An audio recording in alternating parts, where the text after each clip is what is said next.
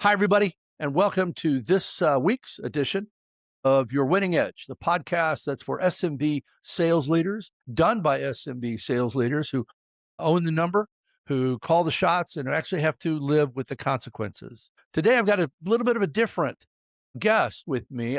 This is about as non-tech as you can get, other than in how the product is manufactured. So I'm really excited to hear the comments and to have a discussion with Arin Schultz, who's the Chief Growth Officer at Naturepedic. Arin, how are you? Thank you for coming on. No, great. Happy to be here today, Skip. So you guys are in the bustling tech community. You're manufacturing right outside of Cleveland, and where? Chagrin Falls. It's about a half an hour outside of Cleveland. And you guys specialize in manufacturing organic mattresses, yes? Correct. Yeah, we've been doing it for 23 years now. So, Arin, you'd mentioned in our previous conversation that sales were off in the mattress industry, but not yours. You want to tell me a little bit more about that? Yeah. So, right now the mattress industry as a whole is down around 5.6%, more or less, depending on, the month. Organic mattresses are actually up 9.8%. And Okay. for our company, we're actually bucking that trend. We're up a fairly considerable double digits year over year. And we've actually had that trend now. We've only had, in 23 years of business, we've only had one down quarter. And you would have thought the sky was falling because it never happened to us before. All the subsequent quarters were totally fine. But we've had some of our largest growth quarters or years, we'll say, ever since COVID. It really changed, our brand and how we do business, and, got people to think a little bit more about making healthier choices for themselves and improving their homes. Because, forbid we ever have to go into a lockdown again, which I honestly don't think would happen. Have your sanctuary. And I think it really, made people think of what they're putting in their homes, around their homes, and everything else. And that's why I think Naturepedic has really taken off. Okay, so the organic mattress industry is up 9%, 10%. Yeah. You're up almost 2.5 times that. Why? What makes you so different? My first answer is always me, right? I'm the defining factor. But my arrogance aside, I don't. That's a big lift to put your arrogance aside, right there. Just I know it really is. It's a whole other person in this room with me. But it's honestly, we've made a lot of big changes and pushes in the last few years since, I took over, in terms of the amount of people we have in our marketing team. When I took over, we had 9 people on our marketing team. We have close to 30 now, and all of them serve a, very vital function, whether it's our website or social or paid social or search, and it really allowed us to focus. Before, too many people were wearing a lot of hats. And I know for, smaller companies, that's kind of, the name of the game, right? I still, I've got probably, even though I'm Chief Growth Officer, I also oversee all of our product development. I dip my hand in accounting. So, it's, Okay. I don't sit still very well, but, Yeah, I would have never guessed that. Yeah. Well, for kids, Yeah. I'm not allowed to. True that. But yeah, Good no, training. it's been a lot of, pivoting, and we hired a great PR company that's been, paramount for us spreading our message. And why? Because at the end of the day, there's so many mattresses out in the market. What's going to set us apart from everybody else? And it's really how it's made in our story is really a big defining factor of, if you're comparing apples to apples, right? There's a couple organic mattresses on the market. Most of us are in the same price range. Why is it going to be Naturepedic over one of those other guys? And, whether it's organic social or influencers or our PR company, that's really made a huge shift in customers making a change to us.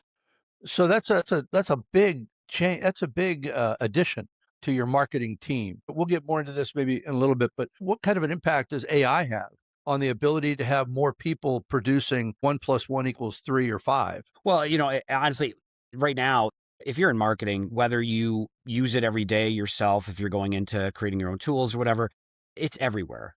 Whether if you're using Meta, if you're using TikTok, if you're using Google, it's all, the background is all AI at this point. And for us, we made it, whether it's, trying to pump out more content for our blog, which is still got, has a huge human interaction portion of it too. But, we went from a person physically writing, 2 to 4 blogs a month to now we can double that output because it's doing, half of the legwork beforehand. We're just prompting it of like, okay, we want to write a blog on this subject. It'll pump out, a 2,000-3,000 word blog. And then, we go through it and fine tune it and everything, but it cuts it down in half in terms of time. Well, it's funny. Every time I talk to somebody on the podcast, it comes down to a common theme, and that is they've all embraced the fact that AI basically is authorship at scale, right? It allows you to author a whole lot of things very, very quickly. It doesn't mean that it's the finished product. Okay, there's editing, right? And every author, at least those that are really successful, will tell you, and they will give a tremendous amount of credit to the editor, because it's the editor that actually puts the final touches, the final mile, whatever. And but now most of the time for me, writing is painful. I could talk for 3 hours nonstop, but if you ask me to write a paragraph, it's going to be very painful for me. And so the fact that AI can now write a whole bunch of things and allow me to edit, right? I used to tell a buddy of mine that was prolific 20 years ago at writing proposals from scratch. And after about the fifth one, I just said, I got to tell you, God bless the authors, because they make editors of us all. And that is what AI allows you to do. Yeah. No, 100%. And honestly, I think why we've been able to hire so many people in is I don't have to write job descriptions from scratch anymore. The nice thing about AI is it there's certain, it's not, I think for anybody listening who's kind of like, should I or shouldn't I, get an AI, is it really is like having another set of eyes or another brain in the room with you to think about things that you wouldn't have thought of otherwise. If I would have written, I give it a bunch of prompts for a job description, it'll pump out. I'm like, oh my God, I didn't even really think about that facet of that role. And I'm glad it's in there now, because, for somebody looking at potentially working for Naturepedic, that's a very vital part of what that job function is. And I just didn't think about it in that moment. And that's where, you can go in and fine tune to make it more specific to what you're doing, but it really, helps jumpstart that creative process. Really, has been a game changer for us. So, it's interesting, because I think that the new president and vice chairman of Meta, really sharp lady, said, they found that less than 25% of small businesses are actively using AI. Less than 25%. Now, you guys would be considered a small to medium business. Yeah, I mean, you're not into the billions of revenue, or I think you've got 170 employees now, almost or 200, something like but that. yeah, something close to Yeah, that. but so you're small. So what would you say to a small to medium sized business, a sales leader, or even a business? We're going to talk about your jump into Omnichannel in a minute, because I think that was a really insightful story. But what would you encourage them? How would you encourage them? Just if you're not going to capitalize on top of it, you're going to capsize under it.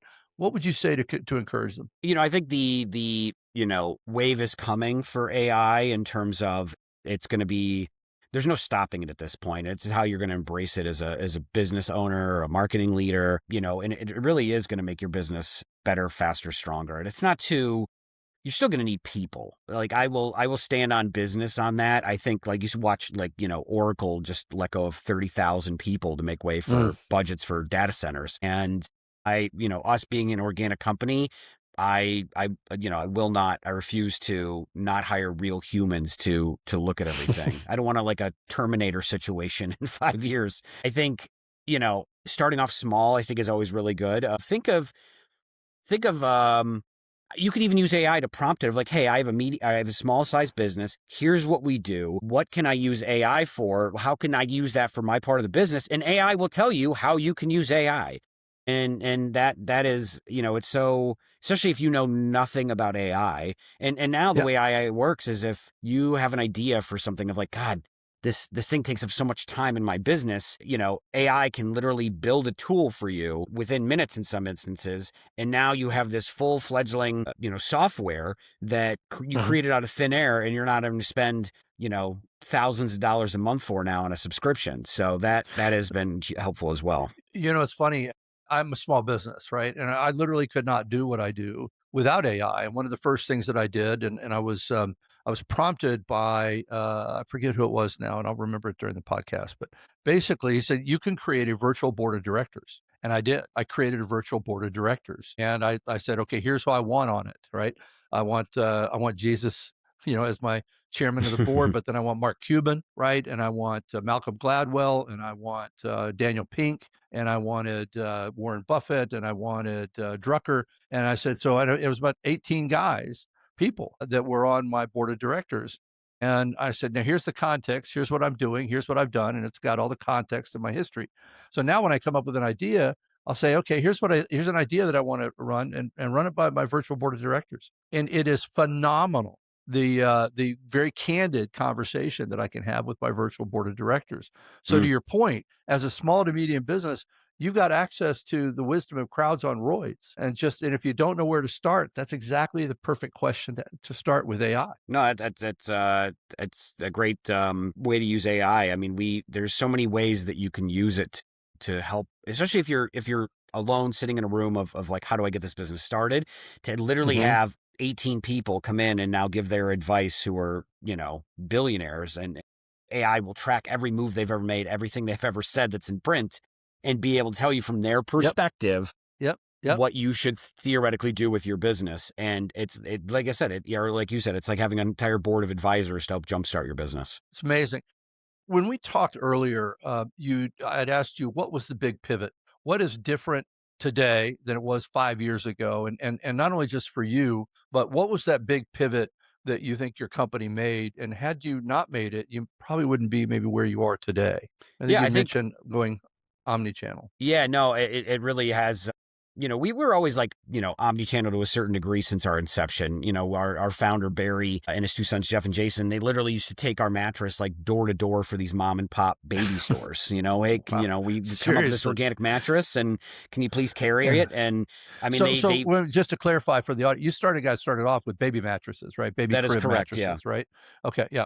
Okay. And so he took it door to door and hoping and praying, and they went to some baby shows and everything else, and they put it online, and we started to get direct business too. And every year that we got better, faster, stronger when it came to selling on the internet, like that direct business kept growing. But there was still a need, and there always will be, especially when you're making like a bigger ticket item, of like seeing something in person. Like I can buy Snickers bar sight unseen, because even if I've never tasted one, like it's a Snickers bar, I don't care. But if you're spending $2,000-$3,000 on a mattress, there's a good chance you might want to see that in person before, because even if we have a great return policy, which we do, there's just such a hassle with, having to, you might have to call off work, and you might have to, whatever, just to have somebody come. Yeah, exactly.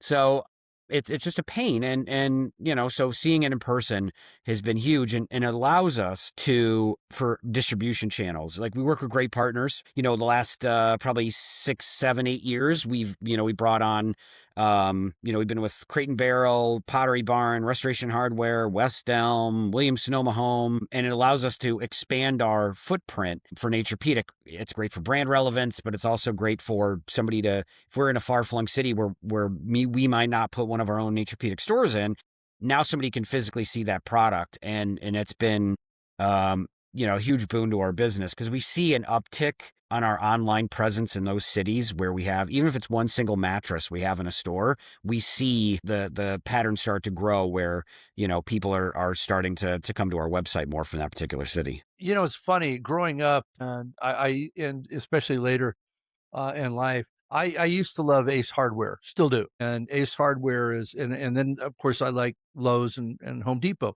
But I very early on made a distinction.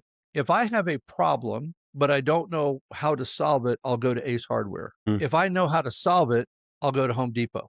Right. And so to me, it's the same kind of thing. I may go, I will go to, if I'm going to spend $2,000 to $3,000, I want to lay on it. Right. I want to see what it's really like, but then I may not make a decision right then and there. To some extent, you don't care. Right. Because 2 weeks later, they're going to go ahead and buy it, and they're going to buy it for the in-home delivery experience, but they already know that they want the mattress. Yeah. Oh yeah, no, 100%. And it's a great analogy too with, Ace versus, Home Depot. I'm a big Ace Hardware advocate myself too. I mean, the customer service is fantastic, and it feels like I'm buying from like the business owner himself, the way the customer service Right. is and how they answer Yeah. questions. Home Depot, I walk in there, I'm like, do you hate me? Like, why? I'm like, no one's to be seen. No one wants to answer questions. But if I know where things are at and I know what I'm there to buy, then yes, that's where like that online experience is, because you don't have a physical person there. Now, I will say, your site journey needs to be studied as well, in terms of looking at if you have you're running e-com, is, getting like a software like Mouseflow or something, and just watching how your customers are coming to your website, interacting with things. Like, what are their pain points? Where are they stopping? Why are they not ultimately purchasing? Because you're not there to physically talk to them, but like, how can you make things easier for them to find their way to the thing that they ultimately want? I think that's vital for having an successful e-com business. So let me switch gears for a minute then and talk about the direct sales side of your business, right? I think you've got several inside salespeople, you've got outside salespeople. Who are they selling to? Yeah, most of, like the aforementioned, the West Elms, Pottery Barns, Crate and Barrels.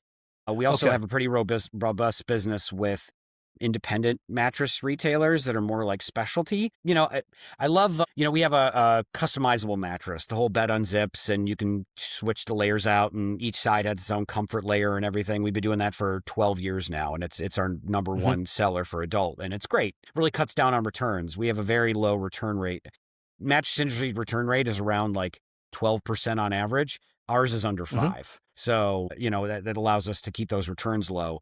But the specialty guys, that's where it fits in more. Like, we're not going to work great in like, Raymore and Flanagan, or Mancini's if you're on the West Coast, or what have you. Or even a Mattress Firm for that matter. It's a very quick sales process. And generally that time frame for our mattresses is anywhere between like a half an hour to an hour, so you can get the perfect fit. Whereas some of those other big box stores it's turn and burn, and there's not really like it's more of a commodity than it is more of an intimate purchase. And that's what we say for these independent retailers. So for the direct to consumer only, right? Mattress companies, right? That sell high end premium mattresses. The return rate is only 12%. Well, that's average. Most of them, I would say some of the bigger ones, like, you look at, the Caspers, the Purples, whatever of the world. I mean, some of those in some instances can go, as high as 15 to 20%. I think Casper had its IPO a while ago, and, you got to lay it all bare out there for the world to see. And, I think their return rate was like 21%, which, unfortunately means 21% of those mattresses are ending up in a landfill. Yeah. 18 to 20 million mattresses end up in a landfill every single year. So what we could do let's drill down into that for a minute, because you're an organic mattress company, right? Mhm. So if yours lands in a landfill, is it just going to decompose and ultimately become part of the earth? Yeah, it's, most other conventional mattresses are all made out of synthetics. Plastics take around 200 years to actually fully decompose. Yeah. And we're not doing anything fancy in terms of like, yeah, there's some minor conveniences of what we're doing to make our mattresses, but most of our mattresses, it was how mattresses were made that your grandparents slept on prior to the 1950s. After World War II and, the space race, there was a ton of materials and everything like Velcro and polyurethane foam and all that stuff started hitting the market. And it's like, well, we can make it, cheaper, not better. We can make it faster, not better. And that's Right. kind of how the, conventional mattress industry really got started. Because a lot of these companies originally in their inception, the older ones, they were all using organic cotton for that matter. And now they just kind of moved away from that. Now it's a lot of like polyfill, polyurethane, foam, and the like, because it keeps those costs down. Right. So when you're selling to these wholesalers and so forth, what sort of tools do you use on the sales side to manage the process? I mean, do you have a CRM? Do your salespeople use any sort of AI sales assistant? What are you guys using? A lot of it is in the traditional sense of selling, and because it really is relationship building. We have an Mhm. ERP system. We use NetSuite. It kind of acts as our CRM for our wholesale associates. But a lot of it is traveling to go meet the customer face to face. I think in this digital world, like my one big thing for all of my salespeople is pick up the damn phone. Everyone wants to email, which you and I talked about earlier that I'm terrible at, Yeah, Skip. yeah, yeah. Pick up the phone, talk to me about something, because you can't get inflection, you can't get tone, you can't hear the other person's side of things. And that's really what sales is, trying to figure out, I I've seen where new salespeople come in and they're like, we're great and you should carry us. And that's why you should be, working with Naturepedic. It's really more of like, what problem do you want to solve in your store, and what, how can Naturepedic help with that? Maybe we can't, but I think that's how you build those partnerships. And we have those retailers that stand for a long time. And, we don't have a hard sales process. I mean, most of our, everyone has their sales pipeline that they have and they're following up on. But the way I was brought up in the sales world was not great. I was, like I said, trial by fire. My salespeople it's a little bit of a softer approach, and it seems to be working for us, at least in our industry. Now, if we were selling something else that was a little bit more cutthroat, and maybe we were like everybody else, if you take, 8 different shades of vanilla, and, how am I going to, and really it boils down to pricing. Now we're more feature rich in terms of what we're offering as Naturepedic. Right. So it does make things a little bit easier. So what do you use? So NetSuite is your CRM. Again, giving your market and the narrowness of it, it's not like you're dealing with 10,000 prospects, right? Correct. So it becomes a smaller number, easier number to manage. And do you just let your salespeople use whatever AI tool they want to research their prospect and so forth? Or do you have a standard? Yeah, most of it is honestly using, because sometimes like Target, for example. Target is notorious. I'd have better luck breaking into Fort Knox than getting buyer information out of Target. And what's nice about, like, if you go to ChatGPT is, this is my industry. I need 20 decision makers at, companies who would carry my product. And that's what AI is great for, is it'll give you a list of every single person, their LinkedIn profile, their email address in some instances. So that really nails down, it speeds up that process of trying to search for that person's information to get get in front of them for that. And that's what a lot of our salespeople use most of the time for theirs.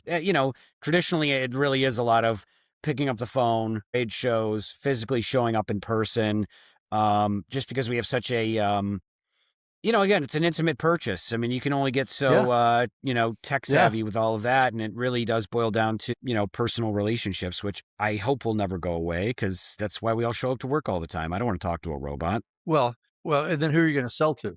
Right. Right, I mean, exactly. although what's interesting is that, to your point, there's an awful lot more search, even with consumers that are utilizing AI to do their search, and using Anthropic, using Claude, using GPT, whatever, to do their search. And in fact, more and more of those companies are Amazon and so forth.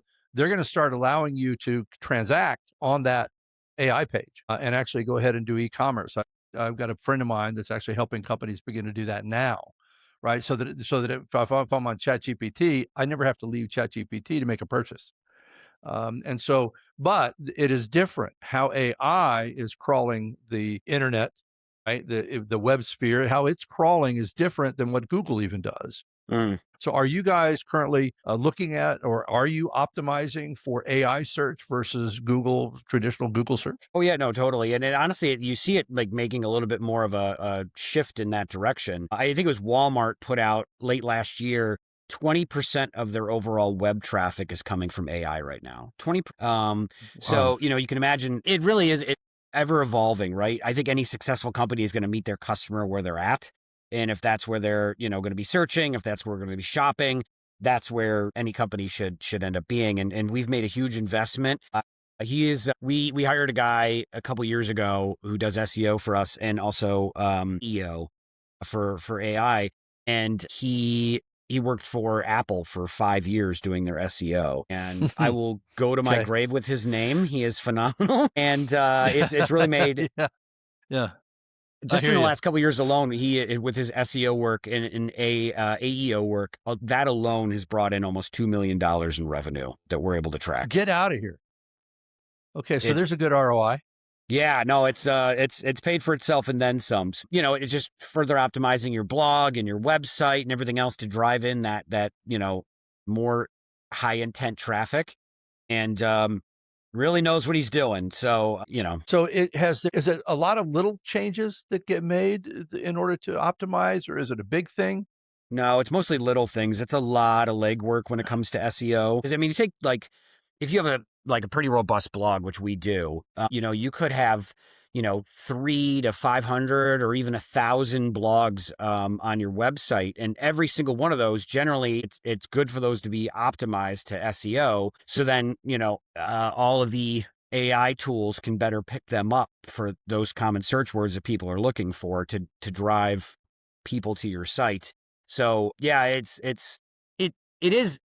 seems simple enough. They're like, oh, this is what you have to do. But the amount of legwork that we had to do to get to that point, even before we started to see like a good success out of it, was well over a year in the making before we even started seeing something really tangible to change stuff around. Because even if I would say on a minute scale, you can start to see changes because Google has to take time to catch up. AI is a little bit faster, but when you're talking about like categorizing your pages and your searchability within Google, if you're making pretty wide sweeping things, it takes a while. So I would say 3 to 6 months usually is what you're going to see after the fact of doing all of that SEO and AEO work is when you're going to start to see like some more fruition. So I wonder if getting back even to the issue of less than 25% of SMBs are embracing AI. I've been in tech for 47, 48 years. I've been in data tech for almost the same amount of time.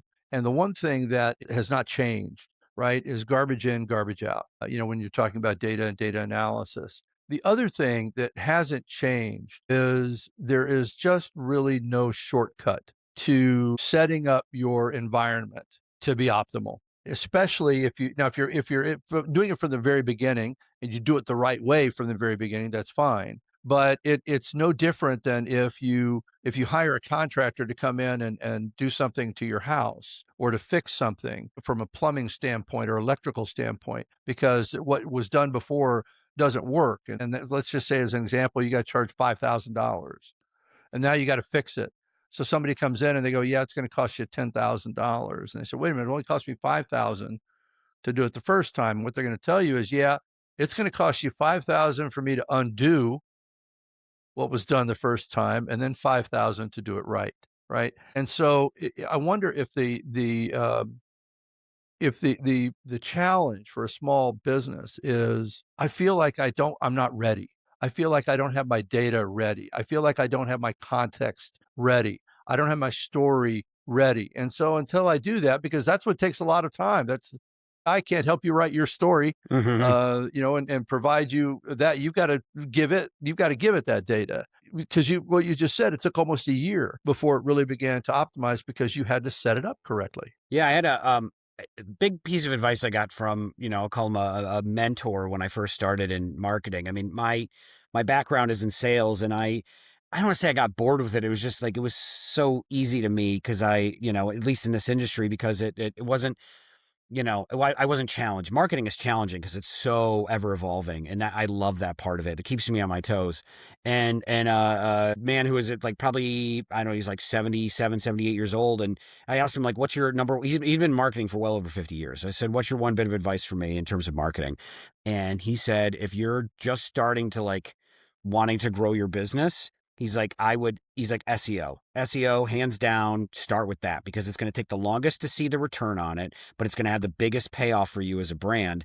He's like, I will say, if this was around 50 years ago, he was like, I started marketing when we were running ads in the phone book. So, so he's like, but that's what I've learned over these years is SEO, SEO, SEO. That's where you want to start everything. And then will have, like I said, the biggest payoff. It has the longest runway, but the biggest payoff overall, because once that machine gets going and you've optimized to SEO, it pays off for years, and it doesn't take a lot of money after the fact to maintain it. You Right. have, so that's a huge, obviously upfront costs are a little bit more just because they're going to have to optimize everything on your website. You're going to have somebody writing things for you all the time. But after a while, like that train starts moving. It's funny. I was speaking before a group of small business owners a couple weeks ago, and they were talking about how whether it was lead gen, whether it was prospecting, and so forth, and it was the same way with marketing and content. And I said, it's interesting. I equate this to the old days when you had well water, and the well might be 3, 4, 5, 800 feet deep, and you had to pump it out, and you had to pump it really, really hard in order for the water flow to start coming out. And if you wanted it to keep coming out, you could cut back on how hard you had to pump, but you had to continuously pump, and it would have a nice even flow. The problem is the moment that you stop pumping, even at 20% or 10% of what the original rate was, the water doesn't stay at the top of the funnel, at the beginning of the pump, at the faucet. It goes all the way back down to the bottom of the well, and you wind up having to pump 10 times as hard again to get it back up. So once you're up and you're going, then basically the cost to keep that water flowing and the effort to keep it flowing is a tenth of what it would take if you had to start all over again. Oh, very much so. It's a great analogy. I think, like I said, overall, you're right. I mean, it's the same thing with SEO. Is it's going to take a lot of time, a lot of power, a lot of brain power, but once you get it to the surface, it's not, you can take your foot off the gas. You're just not putting as much gas into it. Now you're coasting downhill a little bit more. So that guy that you hired, whose name will go forever unmentioned, right? He did the hard part, and now he's able to edit.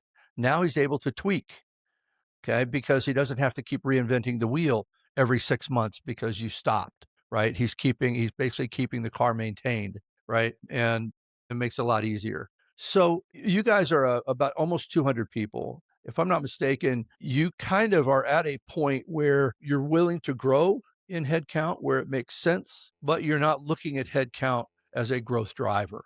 Is that right? I think like, where the right person comes in, like, we have a couple of roles that we're still looking to fill and change over the years. But as the business grows, obviously we'll, in terms of if we open up more stores, we're going to hire more retail people. As we expand out, it's kind of the cart before the horse a little bit. Like I could go out and hire 5 more salespeople in the hopes that they're going to bring in that much more business. I just, as we're scaling that portion of it, it's like, where do we hit the threshold where my current salespeople have enough, bandwidth every day to lessen the amount of coverage they have for those stores? Because I don't want any store to ever feel like they're not valued. So, if it gets to the point where like, I don't have time to call the guy anymore, then it's probably time for us to hire a new person. And just the way it, I want those customers, because at the end of the day, again, we are a little bit different in the industry, but if there are, you have 8 different brands on your floor, if there's Bob, Mike, Jim, Steve, if you haven't heard from Bob or Mike for a while, or if you haven't seen his face, but Steve came in yesterday, brought donuts for your guys in the store, or he sent you an email, or you had him on the phone, he asked you, how'd your kid's soccer game go? You're probably more apt to push Steve's stuff over the other two. Yeah, absolutely. So, it's just sales 101. To your point, it's a relationship. Is it harder to hire salespeople or marketing people today than it was 5, 6, 7 years ago? Yeah, I would say like, I think it really is. It's just a different world now. I think a little bit more of, we've built a very, very good, strong team. And the one thing that like, I'm sure my wife could argue where my work ethic comes into, like, I'm like always working. Even when we take a vacation, I always have my laptop and, I'm up earlier than everybody else so I can get caught up on my emails. And I would say, maybe 15 years ago, people were built a little bit more of that. I think there's more of and I'm not saying anything is wrong. I'm probably doing it wrong, of like a work-life balance sort of thing. But I grind it out every day, and I view work like coming to the gym. I don't go to the gym to put in my AirPods and, walk on a treadmill for 20 minutes and then go home. I leave it all on the floor. If there's not sweat all over the floor when I'm heading home, I didn't do it right. So that's how I view work every single day. And I want I'm not expecting everyone to work like I do, but I do expect people to meet me halfway. And I think that's a characteristic that we found with a lot of people at Naturepedic is we've got a great business. I think we've barely scraped the surface of what we could do as a company. And, if you're not ready to show up, then there's probably somewhere else you can work that might be a little bit more established. Like you can go work for one of the big guys. You don't have to try as hard. Here, you got to try pretty damn hard to, get in front of other people and hustle and make stuff happen. So, it is a little bit, I don't know. I think a younger generation, it's not like it used to be where it was. I think every generation that goes, I hate to see what happens in 30 years. Everyone's going to be floating through life at that point. I think a little bit of hardship and strife is good for your character. Well, I mean, look, it's nature. History repeats itself because history repeats itself. There's nothing new, as it says in Ecclesiastes 1:9. There's nothing new under the sun. Okay, this is not new, and we think that, oh my gosh, these are tough times. Go back and read the Old Testament. That's tough times. We get through it, right? We get through it. We have hard times, right? What's the old thing? Hard times make strong men make good times make weak men. And then That's all of right. a sudden, Yeah. it goes back around Yeah. again, right? I forget who said that.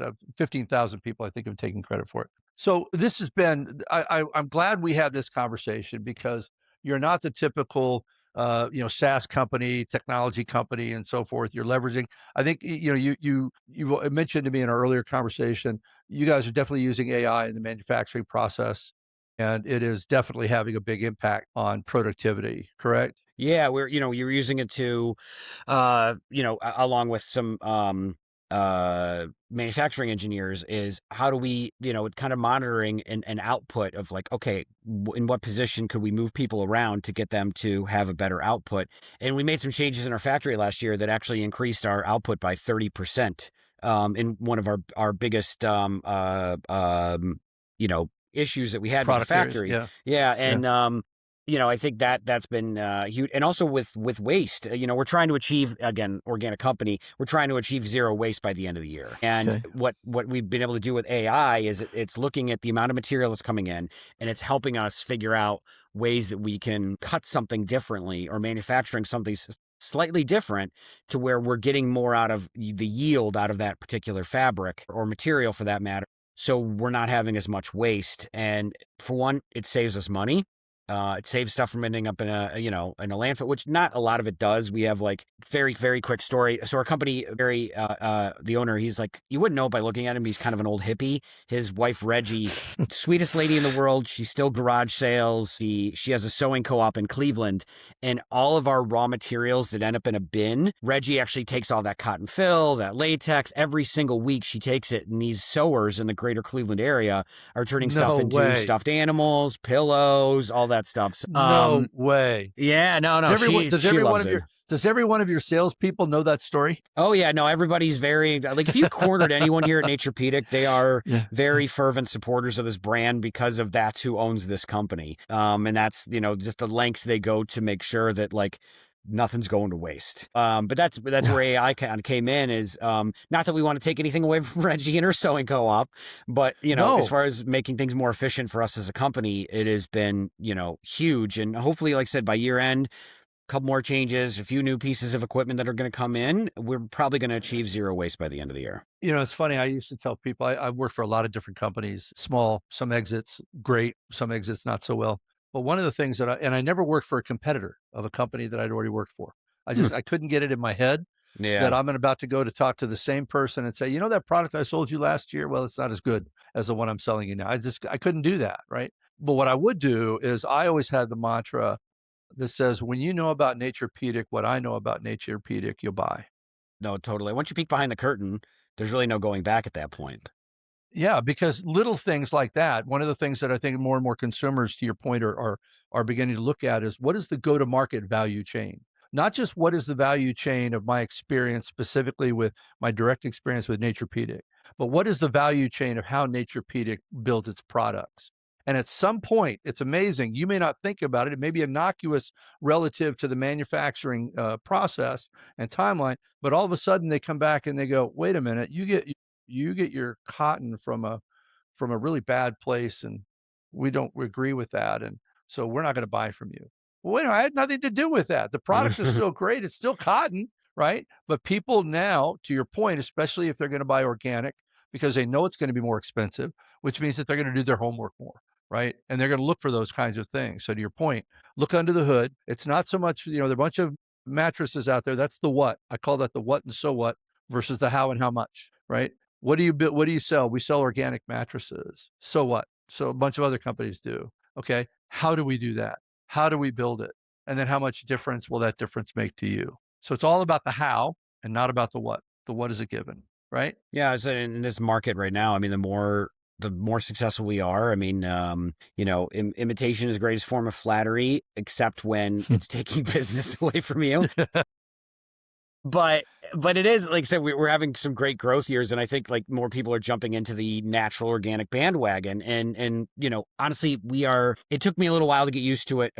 in my thought process, because our owners are like, who cares if there's more competitors out there? Because it just means that the mattress industry is changing to, to make things healthier, safer, and everything else for consumers. And when I first started here, I was like, well, I don't like that. I don't want more competitors out there.